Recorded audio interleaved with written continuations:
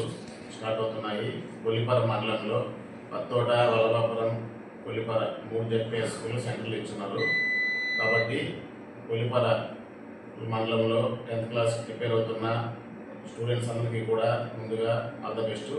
మీరందరూ కూడా సమయానికి చేరుకునే అక్కడికి ఎగ్జామ్ సెంటర్కి హైదరాబాద్ రాకుండా, అలాగే సెల్ ఫోన్లు నాటాలి కూడా. ఎగ్జామ్ సెంటర్కి ఎవరికి కూడా సెల్ ఫోన్ నాటాలి, ఎవరు ఫోన్లు తీసుకొని రావద్దు.